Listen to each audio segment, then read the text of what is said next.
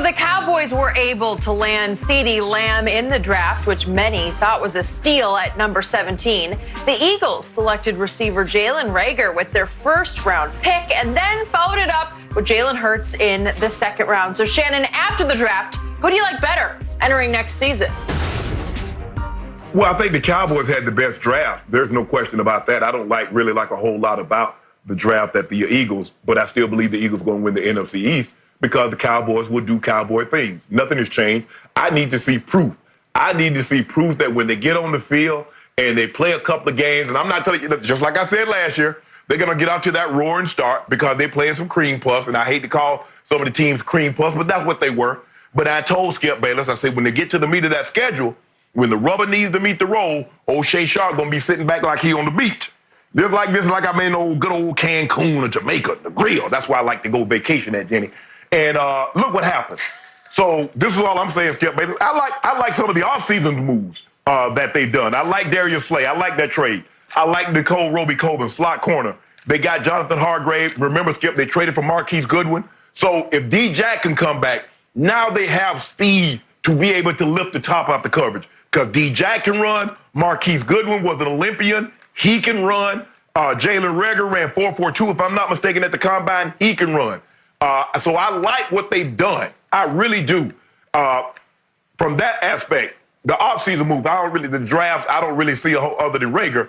I don't think this year Jalen Hurts is going to help him much. But you have to love what the Cowboys did. They got CeeDee Lamb in the 17th spot when no one thought he would be there.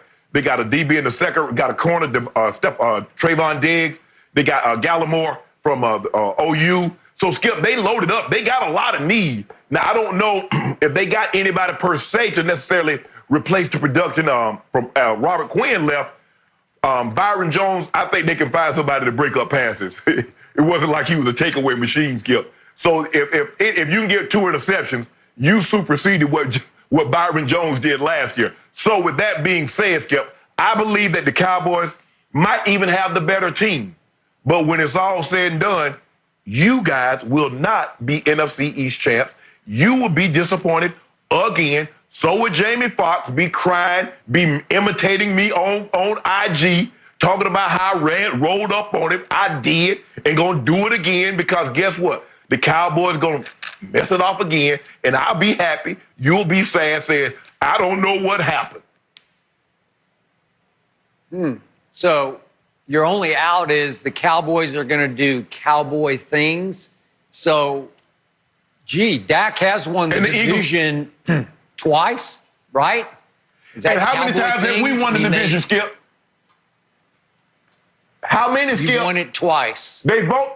2 and 2. Okay, then, so 2 and 2. Okay, this is for the championship right here. This for the title. Question.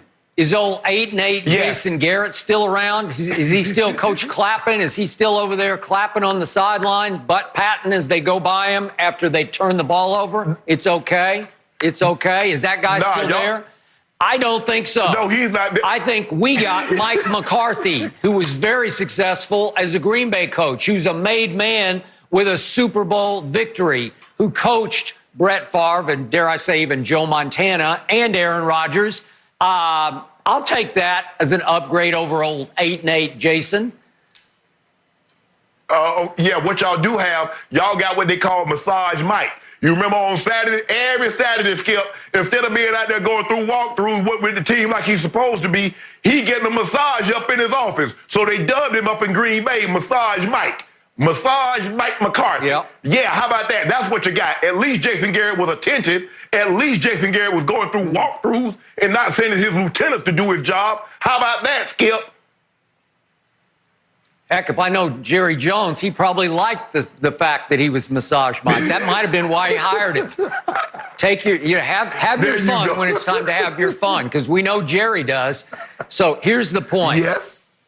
This offseason, on paper, my Dallas Cowboys have shot past the Eagles. I'm just doing it on paper, and I give you Darius Slay. He can play. That was a sweet pickup. And Roby Coleman's pretty good.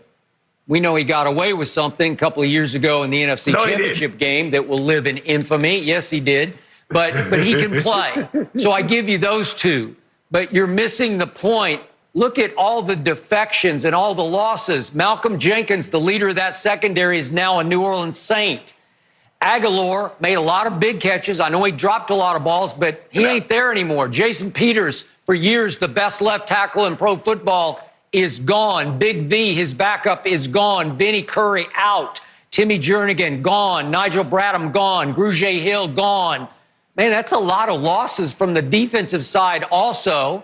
And then I think we agree it's not like they dramatically upgraded in the draft, while Dallas goes out and gets Clinton Dix, Gerald McCoy, Dontari Poe, and Greg Zuerlein to shore up their place kicking, which cost them at least 2 games last year that would have made them a 10-6 football team and probably a playoff team. So if I show you just the free agent acquisitions, I'll take Dallas. And then we hit draft night on Thursday, Friday, and then obviously Saturday. And the Cowboys rocketed past the Eagles because Jerry Jones had his best draft ever. I thought Dallas had the best draft in pro football because their top 6 picks were all taken a round later than they should have been. So it went all-time steal in the first round, CD. That's the steal the whole first round. And then it went steal, steal, steal, steal, steal. They stole all 6 of their top picks, and they're all upgrades. And the 2 cornerbacks that they drafted, Trevon Diggs and Reggie Robinson, are both big physical corners who can also play safety if you need them to transition to safety. But what do they have in common, Shannon? Ball hawks. Get hands on footballs. Receivers playing cornerback. Byron Jones was not that. All of a sudden, you've brought some spark, some new charisma, and some new energy to your secondary.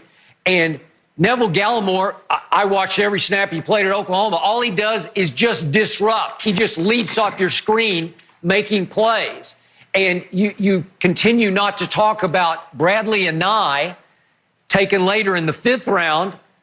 All he was the Pac-12 defensive end of the year, all Pac-12 2 straight years, had 24 sacks over his last 2 years. I have no idea how he was available. Mel Kiper had him available, thought he should have gone 90 picks earlier than he was taken.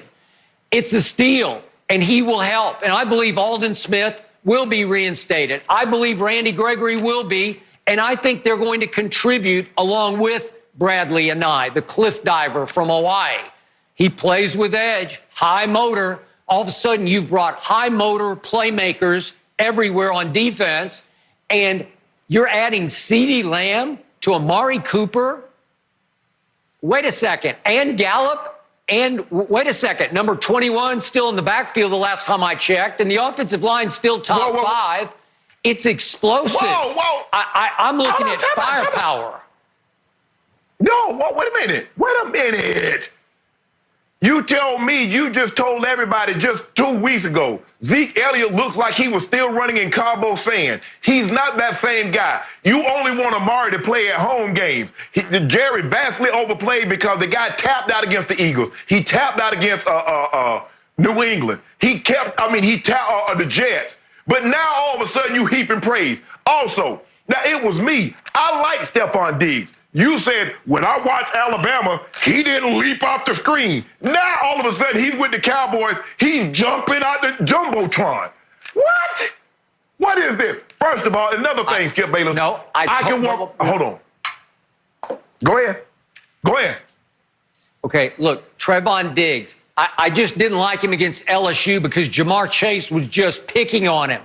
And it scares me, it haunts me, which is why I said publicly, I didn't say it on Undisputed, I tweeted this before the draft, I don't like Trevon Diggs at number 17 in the first round, where a lot of people were mocking him to Dallas, and I was mocking that pick. That's no good.